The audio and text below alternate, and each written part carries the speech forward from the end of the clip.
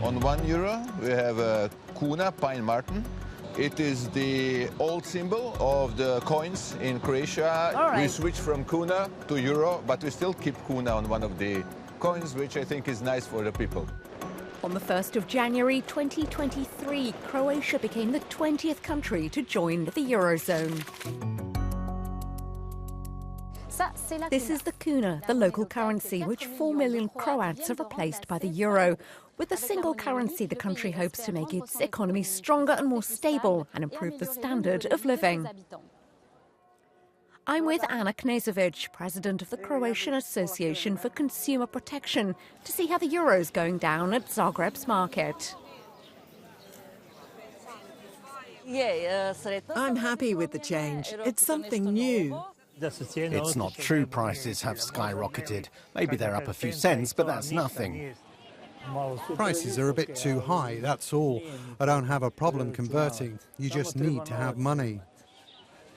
We're not happy. We prefer our little kuna. To me, a country that doesn't have its own currency isn't a country. 45% of Croatians already had a euro account for big expenses, but all now have to get used to the single currency for everyday purchases. For the old people, it's difficult to count how much is it now when the prices are in euro. We have a double prices, so it is very easy to compare. While older people are attached to the kuna, 55% of Croatians do favour adopting the euro, according to the Eurobarometer. But more than 80% of them fear a rise in prices. The price of coffee, the price of bread, they were higher than before New Year. Anna remains concerned about the rising cost of living, especially for the most vulnerable. People have no enough money to spend. Food is very expensive. Heating, electricity is also very expensive, so it is very difficult to live. Croatia is a small country, pensions are not high, so you can imagine how they live. So how's the transition being managed? Let's have a look with our crash course. Every product and service in Croatia is now bought and sold in euros. The conversion rate from the old kuna to the new euro is fixed. €1 equals 7.53 kuna. Kuna coins and notes can be changed without commission in Croatian banks. Businesses have to display prices in both currencies until the end of 2023. The goal is to make the transition more transparent. There are concerns that some lower-priced goods might become more expensive.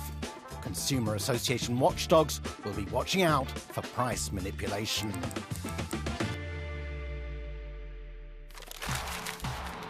The switch to the euro and the entry into the Schengen area are expected to boost sectors such as tourism, 24% of Croatia's GDP, but also manufacturing, which at over 12% of GDP is an important export sector.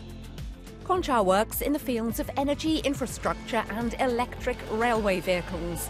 The company exports more than 60% of its production, of which 70% goes to countries in the Eurozone. If we look back in the last 21 years when we actually tied our currency kuna with euro, we cannot say that the change will be tremendous, but we think the operation of the business will be much easier because our customer would easily understand our offers.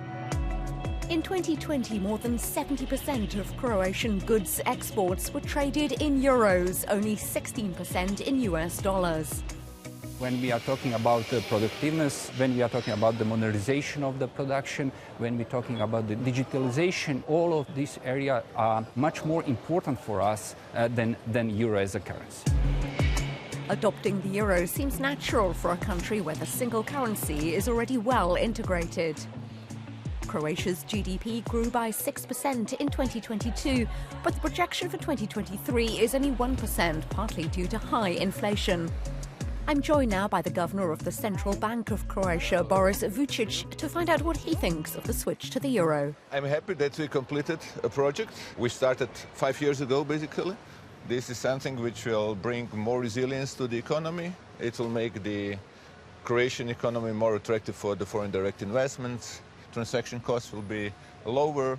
It's also important because we're a tourist country, and as a tourist country, 70% of our tourists come from the Eurozone countries, so in many ways it's a good thing for Croatia. So, given the current inflation in the Eurozone, do you think it's a good time to switch to the euro? Absolutely. I think that if you could have switched earlier, would have been better for a small open economy like Croatia.